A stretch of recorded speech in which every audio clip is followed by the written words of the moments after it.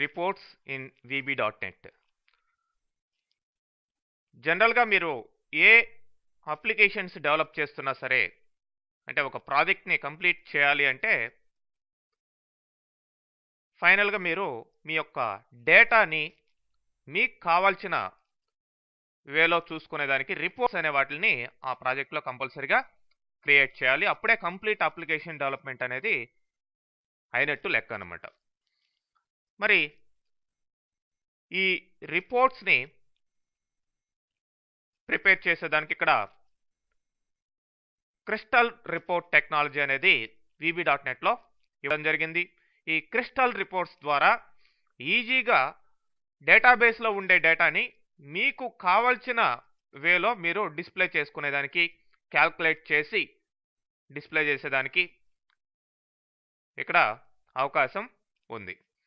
మరి ఆ crystal reports ఎలా క్రియేట్ చేయాలనేది ఇప్పుడు చూద్దాం. ప్రాజెక్ట్లోకి వెళ్ళండి. ప్రాజెక్ట్లోకి వెళ్ళిన తర్వాత యాడ్ న్యూ ఐటమ్ అని ఉంది, ఇది సెలెక్ట్ చేయండి. ఇక్కడ రిపోర్టింగ్ అనే ఆప్షన్ ఉంది. రిపోర్టింగ్ కింద క్రిస్టల్ రిపోర్ట్ అనే దాన్ని తీసుకోండి. తీసుకున్న తర్వాత ఆఫ్ కోర్స్ ఆల్రెడీ ఒక రిపోర్ట్ ఉన్నట్లుంది. ఎనీవే ఇక్కడ క్రిస్టల్ రిపోర్ట్ 2 అని రావడం జరిగింది. ఎక్స్టెన్షన్ RPT ఉంది. ఓకే, ఈ యొక్క క్రిస్టల్ రిపోర్ట్ యొక్క పేరు ఈ విధంగా వచ్చిందండి. మరి ఇప్పుడు యాడ్ అనండి. యాడ్ అని ఇచ్చిన తర్వాత మీకు ఇక్కడ చూస్ అన్ ఎక్స్పర్ట్ కింద మీకు standard, cross tab, mail label ఇట్లా 3 ఆప్షన్స్ వస్తున్నాయి. ఫస్ట్ స్టాండర్డ్ తీసుకోండి. ఓకే, ఇప్పుడు మీకు డేటా కావాలి. డేటా ఎక్కడ ఉంది అనే దాన్ని బట్టి మీరు ఆ యొక్క కనెక్షన్ని క్రియేట్ చేయాల్సిన అవసరం ఉంటుంది. నేను ప్రస్తుతం అరాకిల్లో ఉండే ఎంప్లాయ్ టేబుల్ని యూజ్ చేయబోతున్నాను. మరి దాన్ని కనెక్ట్ చేసేదానికి OLEDB తీసుకోండి. దాని కింద OLEDB ప్రొవైడర్ ఫర్ అరాకిల్ అని ఉంది, దాన్ని సెలెక్ట్ చేయండి. ఇప్పుడు నెక్స్ట్. సో సర్వీస్ నేమ్ ఏదో ఇవ్వండి. తర్వాత user ID Scott, next password tiger, next. So ఇప్పుడు OLEDB సర్వీసెస్ ఇవి వచ్చాయి. Okay, finish. సో ఇప్పుడు మీకు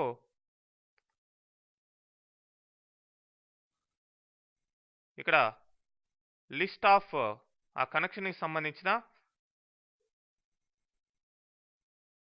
లిస్ట్ ఆఫ్ యూజర్స్ అన్ని రావడం జరిగింది. మనకి స్కాట్ కింద టేబుల్ ఏంటి? EMP table. EMP టేబుల్ని అంటే అది డిఫాల్ట్గా ఉంటుంది కాబట్టి EMP టేబుల్ దాన్నే ఎగ్జాంపుల్గా ఇక్కడ చూపించడం జరుగుతుంది. మీరు క్రియేట్ చేయాల్సిన అవసరం లేకుండా డేటా స్ట్రక్చరు, దానికి కావాల్సిన రిలేషన్షిప్స్, కీస్ అన్నీ కూడా ఆల్రెడీ ఉంటాయి. సో ఇప్పుడు ఎంప్లాయ్ టేబుల్ని సెలెక్ట్ చేశాను. తర్వాత నెక్స్ట్ అనండి. ఇప్పుడు మీకు కావాల్సిన ఫీల్డ్స్ ఏవో సెలెక్ట్ చేసుకోవాలి. ఫీల్డ్ సెలెక్షన్ కింద ఇప్పుడు నేను ఎంప్లాయ్ నెంబర్ అన్నీ కావాలంటే ఇట్లా దీన్ని క్లిక్ చేస్తే అన్నీ వచ్చేస్తాయి. అట్లాగా ఉంటా నేను ఎలక్టెడ్ ఫీల్డ్స్ మాత్రం తీసుకుంటున్నాను. ఎంప్లాయ్ నెంబర్, ఎంప్లాయ్ నేమ్, అట్లానే జాబు, తర్వాత శాలరీ, తర్వాత డిపార్ట్మెంట్ నెంబర్, ఇవి మాత్రమే తీసుకున్నాను. ఇప్పుడు నెక్స్ట్ అనండి. ఇప్పుడు గ్రూపింగ్ అడుగుతుంది. అంటే ఏ ఫీల్డ్ కింద గ్రూప్గా రావాలి అనేది గ్రూప్ ఫీల్డ్ అనమాట. సపోజ్ డిపార్ట్మెంట్ నెంబర్ కింద గ్రూప్గా రావాలి. ఆ డిపార్ట్మెంట్ నెంబర్ని గ్రూప్ బై దాన్ని తీసుకోవడం జరిగింది. నెక్స్ట్ ఇప్పుడు సమ్మరీ క్యాల్కులేషన్ ఏ ఫీల్డ్స్కి చేయాలి. క్యాల్కులేషన్ డిపార్ట్మెంట్ నెంబర్కి అవసరం లేదు, దాన్ని ఇట్లా డీసెలెక్ట్ చేయండి. ఎంప్లాయ్ నెంబర్కి కూడా అవసరం లేదు, ఓన్లీ క్యాల్కులేషన్ సాలరీకి మాత్రం రావాలి. ఏం క్యాల్కులేట్ చేయాలి అనేది ఇక్కడ సమ్మా, యావరేజా అని ఈ ఫంక్షన్స్ మీరు ఏ ఫంక్షన్ కావాలో ఆ ఫంక్షన్ సెలెక్ట్ చేసుకోవచ్చు. నెక్స్ట్. సో ఇప్పుడు మళ్ళీ ఇక్కడ what kind of group ordering would you like to see అని ఉంది. ఇప్పుడు టాప్ 5 గ్రూప్సా, బాటమ్ 5 గ్రూప్సా ఇట్లా అడుగుతుంది. నేను నన్ అని ఇచ్చాను. సో అన్నీ కూడా వస్తాయన్నమాట. నెక్స్ట్ ఇప్పుడు చార్ట్స్ ఏదైనా దానికి కావాలంటే చార్ట్ తీసుకోవచ్చు. నేను చార్ట్ అవసరం లేదు, నో చార్ట్ అని ఇచ్చాను. లేదంటే చార్ట్ తీసుకొని దాని టైటిల్ ఇవన్నీ కూడా ఇవ్వాల్సిన అవసరం ఉంటుంది. ఇప్పుడు నెక్స్ట్ అనండి. సో ఇప్పుడు సబ్సెట్ ఆఫ్ ఇన్ఫర్మేషన్ ఇది ఆప్షనల్, అంటే ఫిల్టర్ చేసేదానికి అనమాట. ఏ ఫిల్టర్ ఫీల్డ్స్ దేని మీద ఫిల్టర్ చేయాలి అనే దానికి ఫిల్టరింగ్ మళ్ళీ చూద్దాం ఎట్లా అనేది. నెక్స్ట్ ఇచ్చేస్తున్నాను. ఇప్పుడు స్టైల్, ఏ స్టైల్లో మీ యొక్క డేటా రిపోర్టు డిస్ప్లే కావాలి అనేది స్టైల్ మీరు ఏదైనా సెలెక్ట్ చేసుకోవచ్చు. నేను స్టాండర్డ్గా అలానే ఉంచేస్తున్నాను. So finish. సో మీరు ఇక్కడ గమనించాలి, ఈ రిపోర్ట్కి రిపోర్ట్ హెడర్, టోటల్ రిపోర్ట్కి సంబంధించిన హెడర్ అనమాట ఇది. నెక్స్ట్ పేజ్ హెడర్, ప్రతి పేజ్కి హెడ్డింగ్స్ ఏమొస్తున్నాయి, డేట్ ప్రింట్ అవుతుంది, అట్లానే ఈ యొక్క డిపార్ట్మెంట్ నెంబర్, నేమ్, ఈ టైటిల్స్ అంతా కూడా ప్రింట్ అవుతాయి. అట్లానే గ్రూప్ హెడర్, డీటెయిల్స్ సెక్షన్, యాక్చువల్గా డీటెయిల్స్ అన్ని డిస్ప్లే అయ్యే ఏరియా అనమాట. నా తర్వాత గ్రూప్ ఫూటర్, ఇక్కడ సమ్ ఆఫ్ శాలరీ ఇట్లాంటివి డిస్ప్లే అవుతాయి. ఆ తర్వాత రిపోర్ట్ ఫూటర్, అట్లానే పేజ్ ఫూటర్, ఇట్లాంటి సెక్షన్స్ అన్నీ కూడా ప్రతి రిపోర్ట్కి ఉంటాయి. ఓకే, ఇప్పుడు రిపోర్ట్ సింపుల్గా క్రియేట్ కావడం జరిగింది. మీకు లెఫ్ట్ సైడ్ ఇక్కడ గమనించినట్లయితే ఈ ఫీల్డ్స్ అన్నీ కూడా ఉంటాయి. ఈ ఫీల్డ్స్ మీరు ఎక్స్ట్రాగా ఈ రిపోర్ట్లో ఎక్కడ అవసరం అక్కడ ప్లేస్ చేసుకోవచ్చు అనమాట. ఓకే, ఇప్పుడు మనం ఈ యొక్క రిపోర్ట్ని షో చేయాలి అంటే ఒక ఫామ్ తీసుకోండి. ఆ ఫామ్లో మీరు ఒక కంట్రోల్ని ప్లేస్ చేయాల్సిన అవసరం ఉంటుంది. రిపోర్టింగ్ అనే ట్యాబ్ కింద మీకు క్రిస్టల్ రిపోర్ట్ వ్యూయర్ అని ఉంది. దీన్ని సెలెక్ట్ చేసుకోండి, ఇక్కడ ప్లేస్ చేయండి. సో దీంట్లో ప్రాపర్టీస్లోకి వెళ్ళి మీకు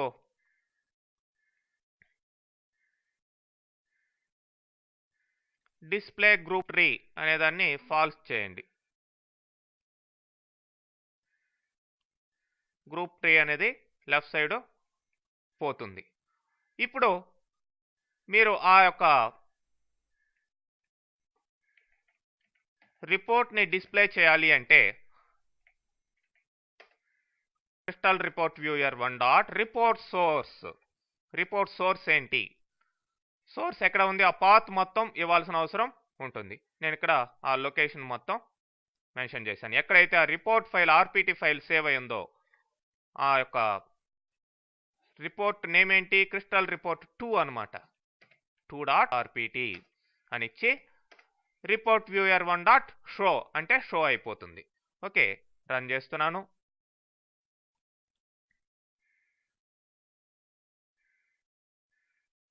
ఎనీవే పాస్వర్డ్ అడుగుతుంది, TIGER టైగర్. ఫినిష్. సో మనకి గ్రూపింగ్ ఏమి ఇచ్చాం, group field, department number, each and every department number కింద 10th డిపార్ట్మెంట్ కింద ఈ యొక్క డీటెయిల్స్ అన్నీ వచ్చాయి. అట్లానే calculation field some of salary కూడా రావడం జరిగింది. Next 20th department, 30th department, ఈ విధంగా ఫైనల్గా గ్రాండ్ టోటల్ కూడా వస్తుందండి. మరి మీరు ఈ యొక్క రిపోర్ట్లో వచ్చే డేటాని ఫిల్టర్ చేయాలి అంటే ఇట్లా సెలక్షన్ ఫార్ములా అనే ప్రాపర్టీ ద్వారా, ఫర్ ఎగ్జాంపుల్ ఓన్లీ 10th డిపార్ట్మెంటే డిస్ప్లే కావాలనుకోండి, ఇట్లా విత్ ఇన్ కొటేషన్స్లో ఫ్లవర్ బ్రాకెట్ ఇచ్చి emp.deptno = 10 అని ఇచ్చాను. సో ఇప్పుడు ఆ పర్టికులర్ 10th డిపార్ట్మెంట్ సంబంధించిన డేటా మాత్రమే డిస్ప్లే అవుతుంది. చూడండి,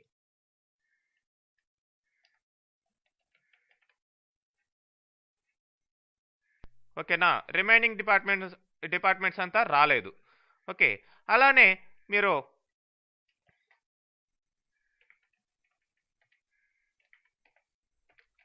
for example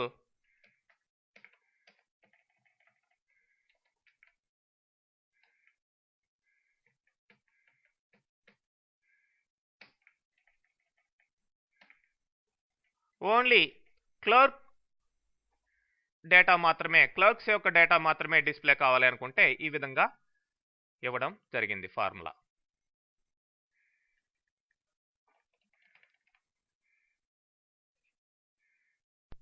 okay, only clerks యొక్క డేటా మాత్రం ఇప్పుడు రావడం జరిగిందండి. ఓకే,